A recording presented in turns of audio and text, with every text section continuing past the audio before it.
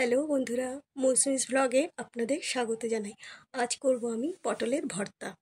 পটল জানি অনেকেই পছন্দ করে না, কিন্তু এইভাবে যদি রান্না করা হয় তাহলে খুব টেস্টি হবে। এই রান্নাটা করার জন্য আমি নিয়ে নিয়েছি 6টা বড় সাইজের পটল, নিয়েছি টমেটো, 2টো কাঁচা লঙ্কা, একটা রসুন, আর সাথে নিয়েছি একটা মাঝারি সাইজের পেঁয়াজ কুচি, রসুন কুচি আর 2টো লঙ্কা কুচি।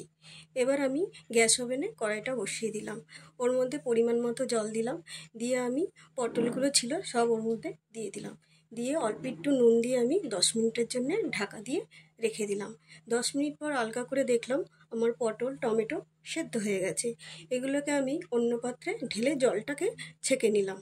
এরপর আমি কড়াইটাকে আবার গ্যাস ওভেনে বসিয়ে দিলাম, বসিয়ে ওর মধ্যে আমি পরিমাণ মতো সর্ষের তেল দিলাম, দিয়ে ওর মধ্যে 1 চামচ মতো কালো জিরা দিলাম আর 3টে শুকনো লঙ্কা দিলাম, দিয়ে একটু নাড়াচাড়া করলাম। যেই লঙ্কাগুলো একটু লাল লাল হয়ে এসছে তার মধ্যে আমি 2টো লঙ্কা তুলে আলাদা করে রেখে দিলাম।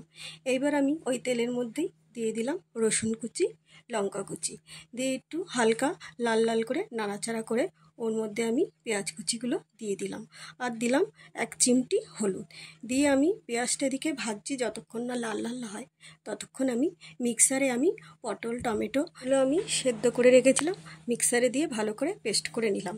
এদিকে আমার পেঁয়াজটাও ভাজা ভাজা হয়ে গেছে, পেস্টটা ওর মধ্যে আমি ঢেলে দিলাম আর দিলাম স্বাদ মতো নুন। গ্যাসের স্টিমটা আমি এখন জোরে করে দেব।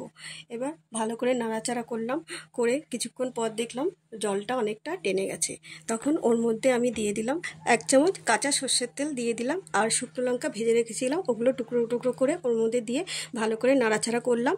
আর যত জল শুকিয়ে আসবে আমার রান্নাটা ততই হয়ে আসবে। এইভাবে আমি আজকের রান্নাটা শেষ করলাম।